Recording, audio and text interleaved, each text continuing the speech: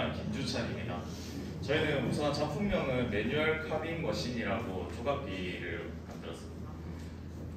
다음 우선 발표 순서는 역할 분배하고 그다음에 프로젝트 제품 선정 이유 및 일정, 그다음에 제작 과정 중에 시행착오 및 해결 방안, 그다음에 최종 작품 설명드리고 마지막으로 느낌전 순으로 발표하겠습니다.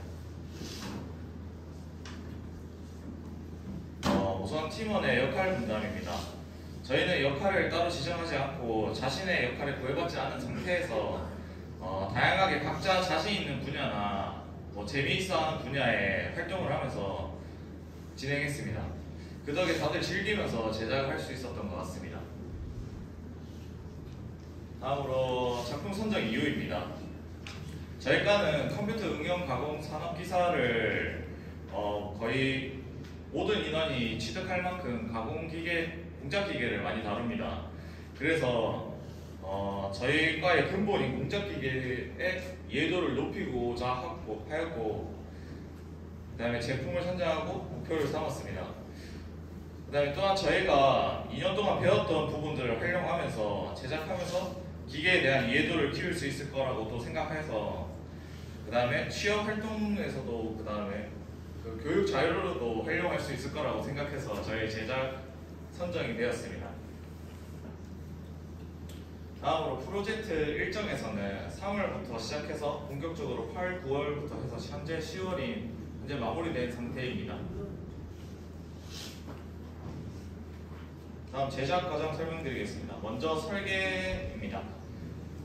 저희는 설계를 시작할 때 중요하게 생각했던 세 가지입니다. 저희는 구매품 위주로 설계를 했고 그 다음에 그 구매품에 뼈대를 붙이는 방식으로 2D 파일과 3D 파일을 제작하였습니다. 그리고 사실 정보나 지식이 부족한 상태라서 역설계를 처음부터 계획했습니다.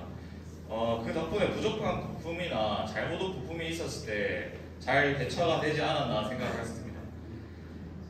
그리고 실제 가공이 가능하도록 설계했습니다. 그래서 그냥 모터가 굴러서 축이 회전하는 게 아닌 그래서 이 부품 사양이 좀 고사양이다 보니까 좀 부족한 좀 부품 수급 문제가 좀 많았던 것 같습니다. 다음으로 가공입니다. 저희는 틱톱, 범용 밀링, 드릴, MCT, 오축 가공기, 레이저 커팅기 이렇게 사용했었는데 앞에 4개는 많이 사용하셨을 거라고 이렇게 설명 생략하고 뒤에 2개는 저희가 처음 써보고 좀 재밌어가지고 이렇게 설명드리면은 오축 가공기는 김민균 교수님 지도하에서 했고 저희가 가공품이 좀 크거나 이런 현상이 있어가지고 그런 거를 좀 안전하고 쉽게 가공할 수 있었던 것 같습니다. 그 다음에 레이저 커팅기는 창공랩에서 사용 가능하고 저희는 아크릴을 사용했지만 목재나 아크릴 가공할 때 구멍 뚫기나 이런 형상을 나타낼 때 엄청 사용하기 좋더라고요. 그 다음에 조립 과정입니다. 저희는 조립할 때 뼈대 조립을 먼저 하고 스핀들 볼 베어링 조립, 그 다음에 배선 가상 배치를 위해서 마무리 조립까지 한 다음에 다시 분해 후 전기 배선 후 다시 조립을 하는 방향으로 했습니다. 다음 전기 배선입니다. 혹시 이 화면 뭔지 아시는 분 계십니까? 사실 저희도 잘 몰랐습니다. 이게 저희 똑같은 상태라서 저희는 이거 하나도 몰라가지고 저희는 그래서 어떻게 했냐면은 이렇게 공부를 했습니다.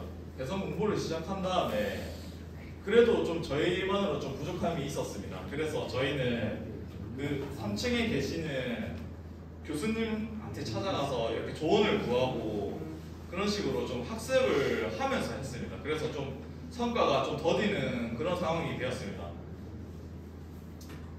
그래서 전기 작업 4일차 성과가 뭐냐면 모터 회전을 성공했습니다. 이게 별거 아닐지 몰라도 저희는 너무 기뻐가지고 이날 일찍 집에 들어갔습니다. 이게 너무 기뻐가지고 그래서 11차에는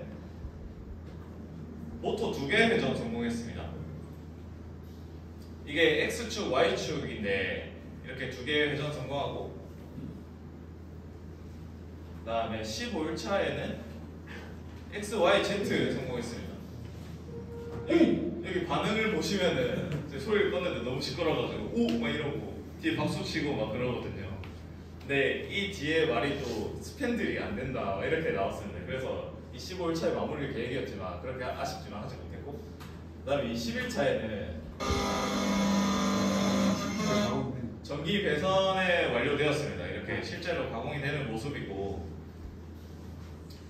그 다음으로 코딩 화면입니다. 이게 저희가 배우면서 하다 보니까 옆에 한글로 쓴 거 보이시는지 모르겠지만 한글로 써가면서 코딩을 정리했습니다. 그래야 저희가 모르니까 실수를 줄일 수도 있고, 그 다음에 바로바로 이 코딩으로 또 회전수나 회전 방향이 조절이 가능합니다. 그래서 이 속도 조절이 가능한 부분이 이 코딩 화면 덕분이고요. 그 다음에 전기 신호 방향인데 조이스틱에서 아두이노, 그 다음에 스텝 드라이브, 그 다음에 스텝 모터로 방향을 하는데, 원래 동작은 컴퓨터로 연결해서 아두이노로 연결해서 신호를 주어서 모터를 회전하는 방식인데, 저희는 이렇게 저희 나름대로 학습을 해서 상용 버전인 이 아두이노에 프로그램 업로드 시켜서 컴퓨터 없이 그냥 바로 전원만 공급하면은 동작하는 시스템을 구축했습니다. 다음으로 저희 시행착오 및 해결 방안입니다. 처음에 문제점은 재료 부족입니다. 그래서 저희는 저희 지도 교수님 안민주 교수님께 여쭤서 그 2층에 계신 최국진 교수님이라고 가서 교수님께 교수님께 조언을 구하니까 교수님이 이렇게 교수님이 재료를 받았습니다. 그 다음에 대표적으로는 사례로 리니어 가이드가 없어서 흔쾌히 그 최국진 교수님께서 리니어 가이드를 주셔서, 근데 이게 보시면은 다른 제품에 붙어 있던 건데 저희가 분해하고 이렇게 다시 재사용해서 뭐 이런 부분도 있었다 말씀드리고 싶습니다. 그래도 저희는 그 부족한 부품이 있었습니다. 대표적으로 전선 이런 게 부족했었는데, 이유가 저희는 이걸 사면 전선이 따라오는 줄 알았습니다. 그래가지고 저희는 이런 부분을 생각 못했는데, 그래서 어떻게 했냐면 저희는 고철장에서 이렇게 주워서 쓰면서 파밍을 했습니다. 그 다음에 두 번째로는 고장입니다. 그래서 저희가 사실 부족한 게 많다 보니까 고장이 엄청 많았습니다. 그래서 매일 남아서 작업을 진행했는데, 그 덕분에 좀 요령이 생겨서 납땜을 해서 고친다든지 아니면 교수님께 조언을 구해서 고친다든지 이렇게 나름 그렇게 해결할 수 있었어요. 그래도 이렇게 부품이 고장나면 아예 못 쓰는 경우가 있지 않습니까? 그래서 그거는 또 저희는 고철장으로 향했습니다. 그래서 또 파밍을 해서 또 해결했고, 또 세 번째는 또 청소입니다. 저희가 바쁜 일정 속에 작업을 하면서 좀 뒷정리에 소홀했던 적이 있습니다. 그래서 그때 교수님께 지적을 받고 다시는 그러지 않도록 이거 보이시면은 그때그때 바로 정리하면서 저희가 원문 자리는 항상 깨끗하게 지났습니다. 그다음에 네 번째로는 전기에 대한 지식 부족입니다. 이게 가장 큰 문제였지만 저희는 공부를 항상 꾸준히 했습니다. 저희 그래서 전기팀이 고생 많이 했었는데, 저희는 정말 아무것도 할 줄 몰라서 교수님도 또 걱정 많이 하셨거든요. 자, 동작은 되냐 이렇게 여쭤보시면서. 하지만 저희는 꾸준한 공부와 또 교수님의 지원 등으로 해결하고, 그 다음에 또 이게 가장 큰 것 같습니다. 끊임없는 노력으로 해결할 수 있었던 것 같습니다. 그리고 이 자리를 빌어서 노일수 교수님, 최국진 교수님께 감사 말씀드리고 싶다고 전해드리고 싶습니다. 네, 저희 팀, 전기팀 엄청 고생 많이 했습니다. 그 다음에 작품 시연 한번 보여드리겠습니다.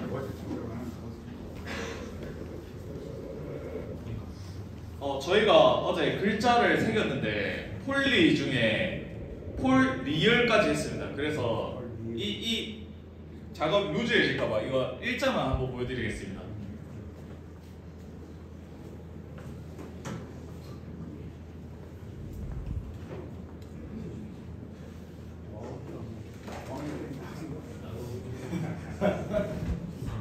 여기 조이스틱 보시면은 X, Y, Z 스핀들 속도 제어입니다.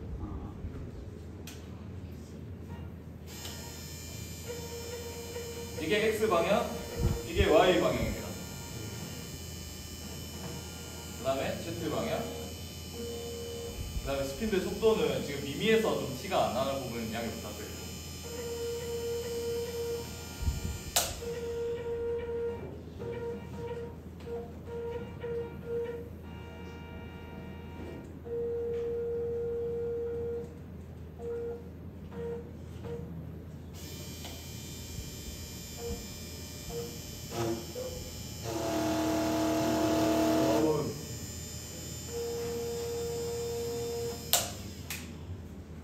여기까지 이런 식으로 저희는 가공이 가능하고, 또 저희 제품의 특징이라고 하면은 스핀들 여기 차단기가 따로 달려 있습니다. 그래서 안전상에도 좀 안전상 설계도 좀 저희가 했다 이렇게 말씀드리고 싶습니다. 그 밖에는 뒤에 보드 설명인데 이게 좀 무겁다 보니까 나중에 궁금하시면 저희한테 물어보시죠.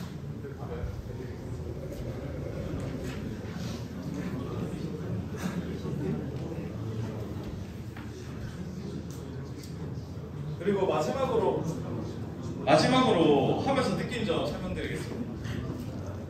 저희는 작품 활동을 하면서 유종의 미를 거둔다는 느낌으로 함께 활동하면서 정말 재밌는 시간이었습니다. 그렇게 마지막으로 저희 팀원과 추억을 함께 한다는 점이 가장 좋았던 것 같습니다. 하지만 이렇게 마무리하면서 저희는 아시다시피 MCT 제작을 목표로 했습니다. 그런데 그 캠 기능이 빠진 게 너무 아쉽지만 저희가 보드도 구매하고 저희 사비를 들여서 보드도 구매하고 캠 공부도 엄청 많이 했는데 저희가 아마 시간만 좀 더 있었으면 충분히 가능했을 거라 생각합니다. 그래서 저희가 기회가 된다면 앞으로도 도전해 볼 생각입니다.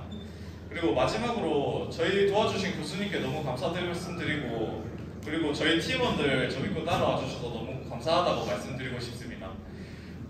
여기까지가 저희가 발표 내용이고, 혹시 질문사항이 있으시면 편하게 해주시면 감사하겠습니다. 그러면 발표 여기까지 하고 감사합니다.